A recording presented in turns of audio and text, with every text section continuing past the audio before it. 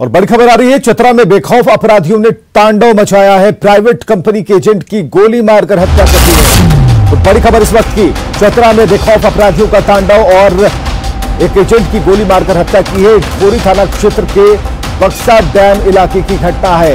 बिहार के छपरा के रहने वाले थे सुधीर यादव, जिनकी हत्या कर दी गई। मामले की छानबीन में पुलिस जुटी हुई है।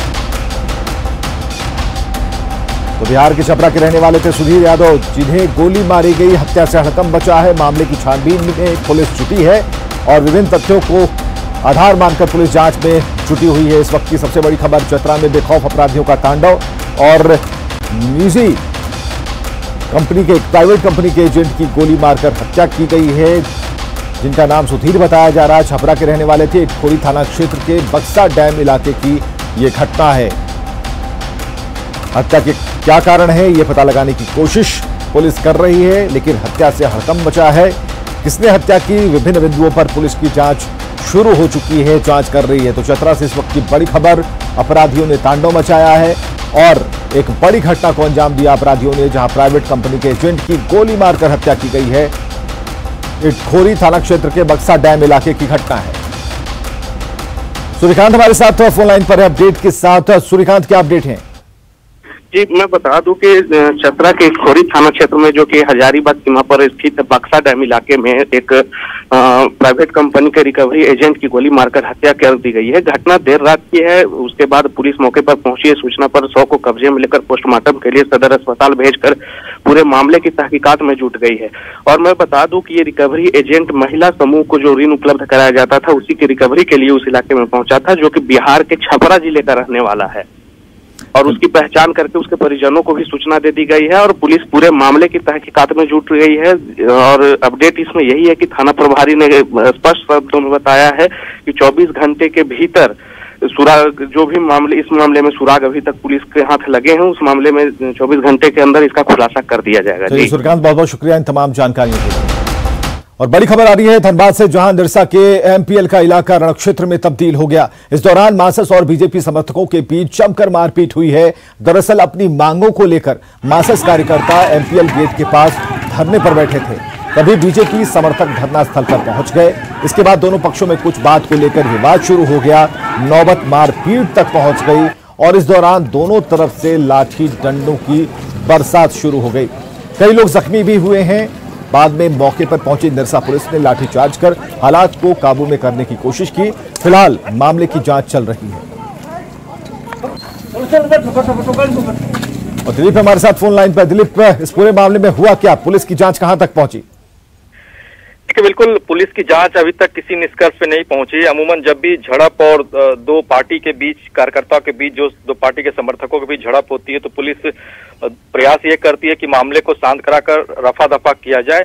और इस मामले पे पुलिस की कार्यशैली इसी ओर जा रही है। लेकिन कह सकते हैं एमपीएल गेट निरसा में मैथन पावर प्लांट है, उसके सामने पूर्व विधायक अरूप चटर्जी के समर्थक नियोजन की मांग को लेकर के आंदोलनरत थे। पिछले कई दिनों से आंदोलन चल रहा था और उसी जगह पे बीजेपी के एक गुट पहुंच गए और वो आंदोलन को खत्म करने की बात कर रहे थे, जिसके बाद तू मैं की स्थिति शुरू हुई और ये स्थिति शाम तक चली और शाम में स्थिति काफी तनावपूर्ण हो गई। दोनों समर्थकों की जमकर मारपीट हुई, कई लोग घायल हुए, लाठी डंडे चले और जब स्थिति काफी तनावपूर्ण हो गई तब पुलिस पहुंची और पुलिस बल प्रयोग करके मामले को शांत किया। लेकिन आज भी स्थिति काफी तनावपूर्ण है। अतिरिक्त जिले की अतिरिक्त सुरक्षा बल को तैनात किया गया है।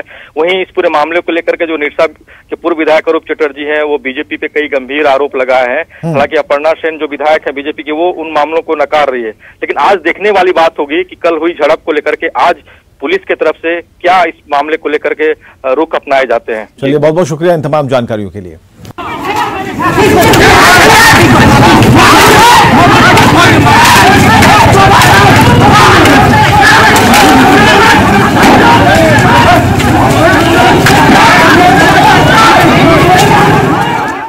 और चलिए आपको दिखाते हैं एक विधायक जी की हनक। ये कांग्रेस के विधायक इरफान अंसारी हैं, इनकी तस्वीर अभी आप देख पाएंगे।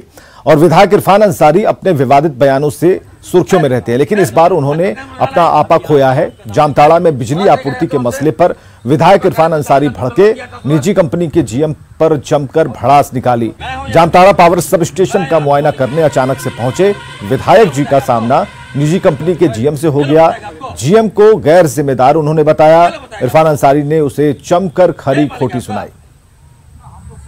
और ज़रा बता दे साहब भाजपा कहने पे 4 फुट लगेगा यार। भाजपा मालिक हमारा भाजपा कहने अभी आप हैं, आपके सामने बात नहीं करेगा तो हमसे।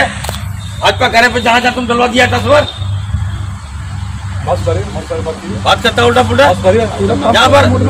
ये सुनो बात, ये अभी कहा जहाँ पे बच्चा किया है वहाँ दलित जहाँ है वहाँ नहीं लग गया था समर।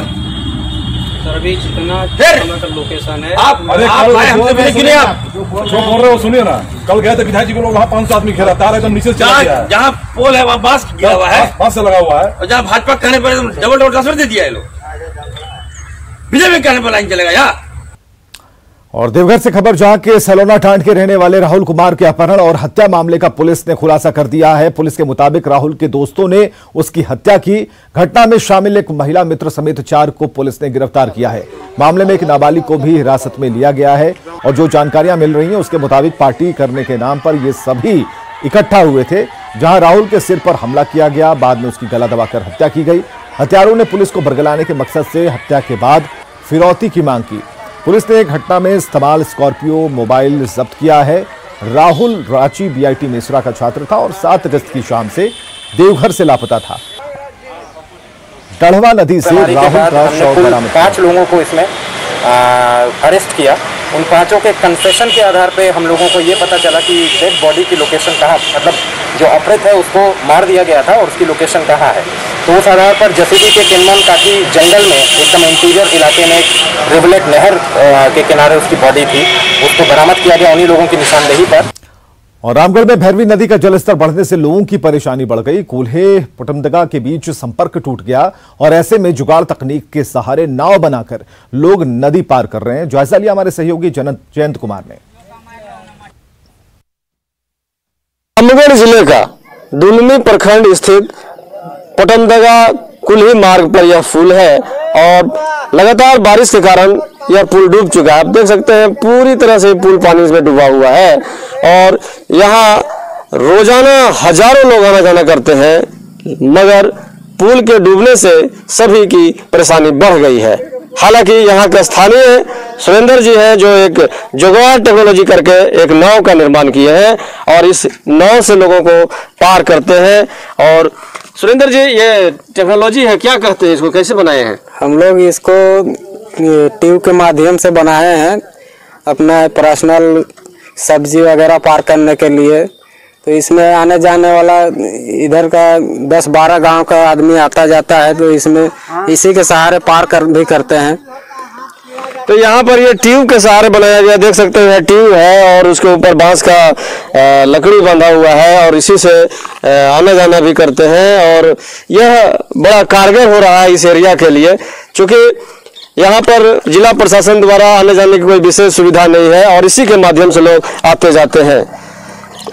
देखना है बरसात के दिनों में यह जुगाड़ टेक्नोलॉजी का नाव कितना कारगर होता है। जयंत कुमार, न्यूज 18, रामगढ़। और झारखंड में कोरोना के कहर की बात करें तो पिछले 24 घंटे के आंकड़े बता रहे हैं कि 591 नए संक्रमित मरीज मिले हैं और कोरोना पॉजिटिव की संख्या बढ़कर हो गई है 19,469 और 682 कोरोना संक्रमितों के ठीक हो जाने से राज्य में कोरोना को हराने वालों की संख्या 10,555 हो गई है। राज्य में अभी तक 8,720 एक्टिव केस हैं। रांची से कोरोना के बढ़ते मामलों पर हमारे सहयोगी उपेंद्र कुमार की ये रिपोर्ट देखिए। पिछले 24 घंटे में झारखंड में कोरोना के 591 नए केस मिलने के साथ ही राज्य में कोरोना पॉजिटिव की संख्या 19,000 के आंकड़े को पार कर गई है। अगर बात करें तो अभी राज्य में 19,469 पहुंच चुका है कोरोना पॉजिटिव की संख्या। बड़ी बात यह है कि अब बड़ी संख्या में कोरोना पॉजिटिव ठीक हो रहे हैं। पिछले 24 घंटे में 682 कोरोना पॉजिटिव ठीक हुए हैं। इस तरह से राज्य में कोरोना को परास्त करने की जो संख्या है वो बढ़कर 10,555 हो गई है। वहीं अभी राज्य में 8,720 एक्टिव केस हैं, यानी कि वैसे मरीज जिनमें भी कोरोना का संक्रमण बना हुआ है। दुखद बात यह है कि लगातार राज्य में कोरोना से मरने वालों की संख्या बढ़ रही है। पिछले 24 घंटे में भी राज्य में 3 कोरोना संक्रमित की मौत अलग अलग अस्पतालों में हुई है, जो पूर्वी सिंहभूम में 1, देवघर में 1 और रांची में 1 हुई है। और इस तरह से राज्य में कोरोना से मरने वाले की जो संख्या है वह बढ़कर 194 हो गई है। ऐसे में जरूरत है कि अभी भी सजग रहें, सचेत रहें, सोशल डिस्टेंसिंग का पालन करें, मास्क लगाएं और कोरोना को हराएं। कैमरामैन संजय के साथ उपेंद्र, न्यूज 18 रांची। तो झारखंड में जारी है कोरोना का वार। 24 घंटे में मिले हैं 591 नए पॉजिटिव मरीज। अब तक 194 मरीजों की मौत हो चुकी है। ये बात सही कि कोरोना काल में क्वारंटाइन काफ़ी पुलिसकर्मियों को होने के चलते थोड़े बल में कमी आ गई है, पर यह अभियान बीच बीच में चलाया जाता है। और मैं आपको ये बता दूं कि रांची पुलिस, ट्रैफिक पुलिस ये भी सिस्टम स्थापित की है कि किसी भी व्यक्ति को अगर 2 बार से ज़्यादा रॉन्ग पार्किंग का चालान कट जाता है तो तीसरे बार सेक्शन 268 आईपीसी के तहत उसको एक लीगल इंजंक्शन लिखित रूप से दिया जाता है। और उसमें यह रहता है कि आपके द्वारा पूर्व में भी 2 बार रॉन्ग पार्किंग का वायलेशन किया गया है और आपको लिखित रूप से चेतावनी दी जाती है कि अगर चौथी बार अगर आपका रॉन्ग पार्किंग का ऑफेंस प्रत्यक्ष होता है, प्रमाणित होता है, तो उस आरोप में चौथी बार के रॉन्ग पार्किंग या डेंजरस पार्किंग के आरोप में आप पर धारा 291 आईपीसी के तहत 6 महीना तक का सजा भी प्रावधानित है। कोरोना काल में विकास की रफ्तार धीमी पड़ गई है। कोरोना की वजह से धनबाद नगर निगम की महत्वाकांक्षी जलापूर्ति योजना अधर में लटकती दिख रही है। 166 करोड़ की योजना में लक्ष्य के मुताबिक काम नहीं हो रहा। जहां 379 किलोमीटर पाइपलाइन बिछानी थी, 18 महीने में सिर्फ 87 किलोमीटर ही बिछाई गई। और इधर नगर आयुक्त ने कहा है कि 16 अगस्त को बैठक हो रही है और इसके बाद काम को रफ्तार और भी दिया जाएगा। कोरोना के चलते तो बहुत सा धीमा पड़ा था, लेकिन 16 के बाद ये हम लोग सॉर्ट आउट कर लेंगे कैसे काम करना है। सोशल डिस्टेंसिंग का अभी जो नॉर्म्स है डिजास्टर का, उसके अनुसार हम लोग काम शुरू कराएंगे। उसके बाद झारखंड ऊर्जा विकास निगम के अधिकारियों ने झारखंड ऊर्जा विकास श्रमिक संघ के साथ बातचीत की है और बातचीत के दौरान जेवीयूएनएल ने एरियर भुगतान का आश्वासन दिया। आपको बताएं कि एरियर भुगतान को लेकर श्रमिक संघ ने 25 अगस्त से हड़ताल की धमकी दी है। श्रमिक संघ के लोगों का कहना है कि मजदूरों का करीब 5 करोड़ रुपए का एरियर बकाया है। जेवीयूएनएल ने कई बार मजदूरों का आश्वासन दिया, लेकिन वादा पूरा नहीं हुआ। देखिए, झारखंड ऊर्जा विकास श्रमिक संघ की ओर से हम लोगों ने राज्य ऊर्जा निगम को नोटिस दिया है कि 25 अगस्त से पहले सभी एरिया बोर्ड में जो वर्कर का जो एरियर बाकी है, जो वेतन लंबित है, उन सब का भुगतान हो। अगर 25 अगस्त तक ये चीज नहीं होता है तो निश्चित है कि हमारे जितने भी 4000 कर्मी जो अलग अलग एरिया बोर्ड में काम कर रहे हैं वो सारे लोग हड़ताल पर जाएंगे। कुछ जो है सो बकाया है। पुराना जब एनआईटी हुआ था तो उस समय जो न्यूनतम मजदूरी दर है उसमें कुछ अंतर थे, जिसके चलते कुछ एरियर्स एक्यूमुलेट हो गए हैं। तो उन एरियर्स के लिए भी इनसे वार्ता हुई है और एरियर भी सभी को मिलेगा, इसमें कोई दो राय नहीं है। और इधर दुमका जिला मत्स्य कार्यालय कोरोना के खिलाफ जिस जंग में मिसाल पेश कर रहा, अधिकारी और कर्मचारी कोरोना से बचाव के तमाम उपाय कर रहे हैं और यही वजह है कि अब तक जिला मत्स्य कार्यालय से एक भी कोरोना पॉजिटिव केस सामने नहीं आया। जिला मत्स्य पदाधिकारी ने बगैर मास्क के किसी के भी कार्यालय में एंट्री पर पाबंदी लगा रखी है।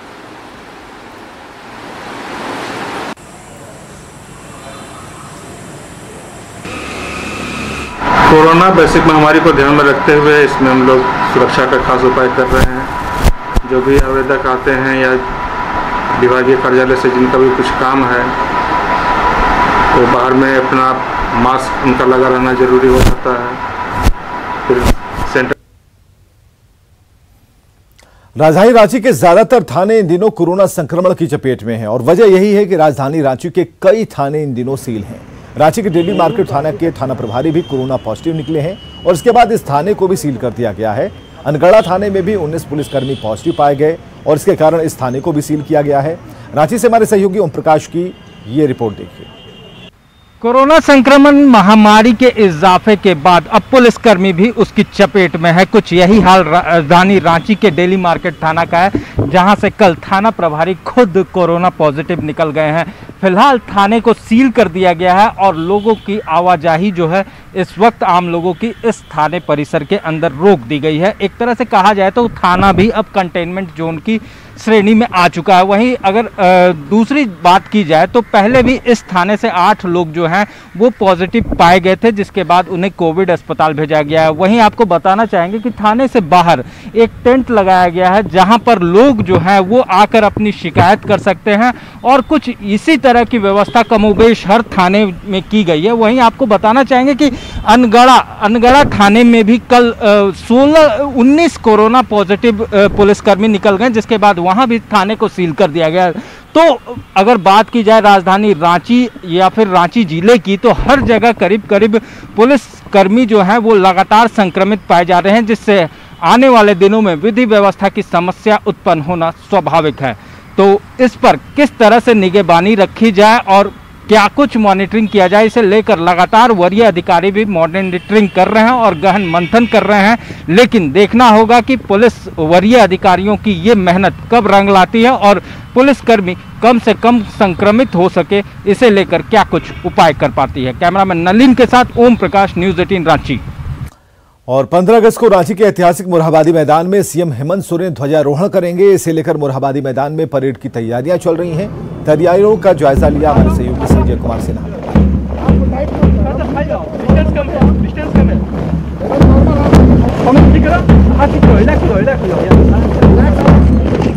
रांची के ऐतिहासिक मोरहाबादी मैदान में इस समय स्वतंत्रता दिवस की तैयारियां जोरों पर चल रही है। आप देख सकते हैं कि इस परेड की तैयारी में यहां पर रांची पुलिस के जवान, एसएसबी, सीआईएसएफ, सीआरपीएफ और जैव के जवान यहां शामिल हैं। खुद रांची एसएसपी और हटिया एएसपी की निगरानी में ये तमाम तैयारियां चल रही है। इससे पहले स्वतंत्रता दिवस का आयोजन जयपुवन ग्राउंड में शिफ्ट कर दिया गया था, लेकिन वापस सोशल डिस्टेंसिंग के तहत अब रांची के ऐतिहासिक मोरहाबादी मैदान में ही ध्वजारोहण कार्यक्रम होगा और सीएम हेमंत सोरेन इसी ऐतिहासिक मैदान में 15 अगस्त को ध्वजारोहण करेंगे। कैमरामैन शाहनवाज के साथ संजय कुमार सिन्हा, न्यूज़ 18 रांची। और आगे देखिए गांव शहर 100 खबर।